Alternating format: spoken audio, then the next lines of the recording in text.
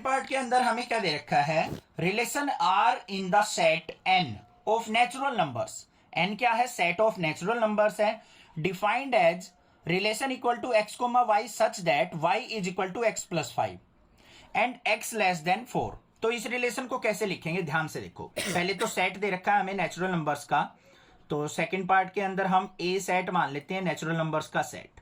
Natural number के अंदर क्या आ जाएंगे, हमारे बहुत सारे एलिमेंट आ जाएंगे, जैसे 1 2 3 4 अप टू इंफिनिटी, 1 2 3 इस तरीके से हमारे एलिमेंट्स प्रेजेंट होंगे।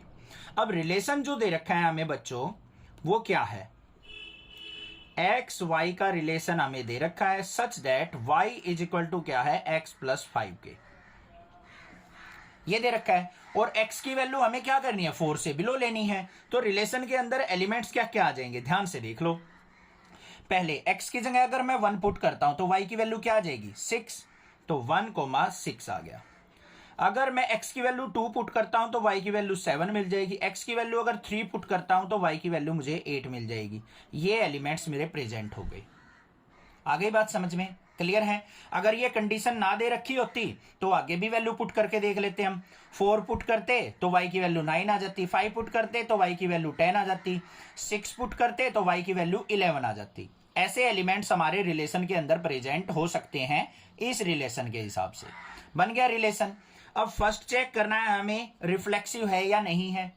तो यहां पे ध्यान से देखो, हमें रिफ्लेक्सिव के लिए करना क्या है, सिंपल 1,1 2,2 3,3 इस तरीके के पेयर हमारे रिलेशन के अंदर प्रेजेंट नहीं है, नॉट बिलोंग्स टू आर है। तो यहां पे क्या लिख देंगे, so it's not reflexive, not reflexive. तो ये रिफ्लेक्सिव रिलेशन नहीं है, सिंपल था। दूसरे पार्ट के अंदर क्या होता है, हमारा सिमेट्री चेक करने के लिए हमें क्या करना होता है, अगर a कोमा बी हमारा रिलेशन में है तो b कोमा ए भी हमारा रिलेशन के अंदर होना चाहिए। तो यहां पे देख लेते हैं बच्चों, कोई भी पेयर 1,6 बिलोंग्स टू आर है, बट इसका उल्टा 6,1 नॉट बिलोंग्स टू आर। मतलब जब आप x की वैल्यू 6 रखोगे तो y की वैल्यू क्या मिलेगी आपको, 11 मिलेगी, ना कि 1।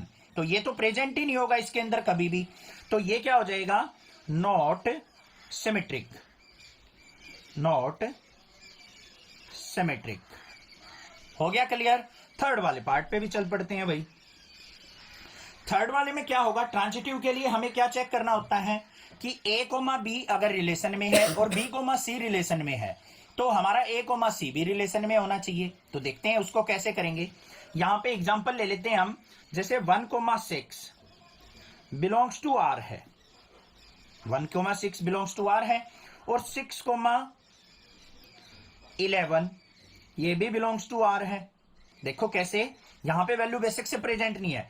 अगर मैं x की जगह 6 पुट करूं बच्चों तो y की वैल्यू मिलेगी क्या मुझे, 6 और 5 11, तो 6 और 11 ही तो मिलेगी इस रिलेशन से। तो ये भी हमारा रिलेशन के अंदर हो सकता है अगर x लेस देन 4 ना दे रखा हो तो ये भी हो सकता है।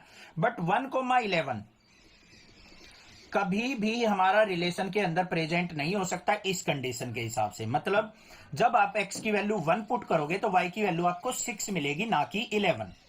तो ये पेयर हमारा यहां पे इस रिलेशन में कभी भी हो ही नहीं सकता। तो ये क्या लिख देंगे हम, नॉट ट्रांजिटिव। आजकल इंडिया में सब कर क्या रहे हैं, ग्रो कर रहे हैं, सारे ग्रो कर रहे हैं। भीड़ में खड़े खड़े। अब खत्म होगी सरकारी नौकरी की टेंशन। पीडब्ल्यू लेकर आया है हर मुश्किल का कंप्लीट नॉट ट्रांजिटिव। अब बुक के अंदर ये ट्रांजिटिव दे रखा है, गलत दे रखा है, ध्यान रखना, कहीं ये सोचो सर गलत है, आपका आंसर गलत है। ठीक है, समझ में आ गया। मेरे आंसर को मत देखो यार, अपने कंसेप्ट को देखो। आप अपना कंसेप्ट ट्राई करके देखो, अपना दिमाग लगा के देखो, क्या x की वैल्यू 1 पुट करने के बाद y की वैल्यू हमें 11 मिल सकती है? कभी भी नहीं मिलेगी, क्योंकि रिलेशन तो हमें y equal to x plus 5 दे रखा है बच्चों। तो ये क्या हो गया, नॉट बिलोंग्स टू r। तो नॉट ट्रांजिटिव, या ये हो गया हमारा रिलेशन। क्लियर है। और एक बात, आप अगर मान लो 1,6 नहीं लेना चाहते तो 2,7 से भी चेक कर सकते हो। तो 7,2 भी हमारा क्या होना चाहिए, बिलोंग्स टू आर होना चाहिए। इस तरीके से आपको देखना है, कोई भी पेयर लेके आप चेक कर सकते हो। समझ में आ गया। थर्ड पार्ट पे चलते हैं। थर्ड वाले के अंदर हमें क्या दे रखा है, ए सेट दे रखा है बच्चों हमें, उसके अंदर एलिमेंट्स क्या है 1 2 3 4 5 6, ये हमें दे रखा है। और रिलेशन क्या है बच्चों, ध्यान से देख लो, x, y का relation such that y is divisible by x,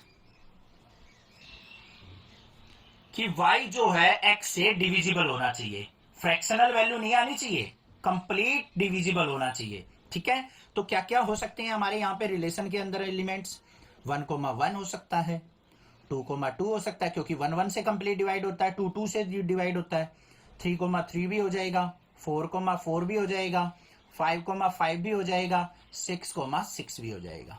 और क्या हो सकता है देखो ध्यान से, 2,4 भी हो सकता है, 2,4, ये x ये y, तो y जो है x से डिविजिबल होना चाहिए, तो 4 को 2 से डिवाइड करेंगे 2 आ गया डिवाइड होके, कंप्लीट डिवाइड हो रहा है, तो हो सकता है 3,6 भी हो सकता है, बट 6,3 और 4,2 नहीं होंगे। देखो 4,2 क्यों नहीं होगा, ये x हो गया ये y, तो उसने क्या कहा है y जो है x से डिविजिबल होना चाहिए, y की वैल्यू क्या है 2, x की वैल्यू क्या है 4, इसको डिवाइड करेंगे 1/2 आ रहा है, फ्रैक्शनल वैल्यू आ रही है, ये हमारा कंप्लीट डिविजिबल नहीं माना जाएगा। तो ये एलिमेंट्स हमारे प्रेजेंट होंगे किसके अंदर, रिलेशन के अंदर। आ गए हमारे पास, ठीक है। अब बात करते हैं फर्स्ट वाले पार्ट की। अब इस रिलेशन के अंदर देखो 1,1 2,2 3,3 ये ऐसे एलिमेंट्स प्रेजेंट है हमें, ये बिलोंग्स टू आर है, सो रिलेशन इज रिफ्लेक्सिव। तो रिलेशन क्या है हमारा, रिफ्लेक्सिव रिलेशन है, क्योंकि ये हमारे आर के अंदर प्रेजेंट है। सेकंड वाले पे चलते हैं।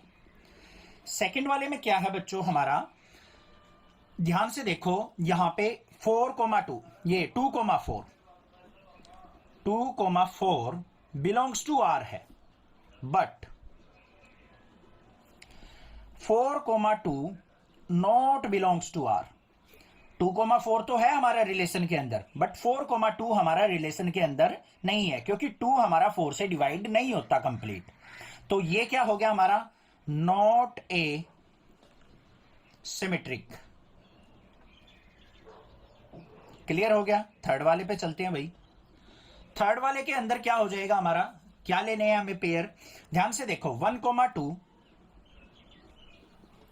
1 जो है वो 1,2 भी आएगा यहाँ पे एलिमेंट्स, भाई हमने लिया नहीं है, तो यहाँ पे एलिमेंट्स और भी प्रेजेंट हो सकते हैं, 1,2 भी हो सकता है क्योंकि 2 1 से डिवाइड होता है। ठीक है, तो 1,2 यहाँ पे प्रेजेंट है, और 2,4 भी प्रेजेंट है, बिलोंग्स टू आर। तो यहाँ पे 1,4 भी प्रेजेंट होना चाहिए हमारा, तो 1,4 ये भी आल्सो बिलोंग्स टू आर, क्योंकि 4 जो है डिविजिबल बाय 1 होता है, तो ये क्या हो जाएगा हमारा, ट्रांजिटिव हो जाएगा, ट्रांजिटिव रिलेशन। माइंड में बस एक बात याद रखनी है आपको, देखो a, b और b, c अगर ये रिलेशन में है तो हमारा a और c भी रिलेशन के अंदर होना चाहिए, तो हम ट्रांजिटिव कहेंगे, ये कंडीशन होती है हमारी। तो 1,2 यहाँ पे a, b, ये b और c, तो a और c भी हमारा प्रेजेंट होना चाहिए, तो 1,4 भी यहाँ पे प्रेजेंट हो सकता है, क्योंकि 4 जो है कंप्लीटली डिविजिबल बाय 1 है। तो ये क्या हो गया हमारा ट्रांजिटिव रिलेशन।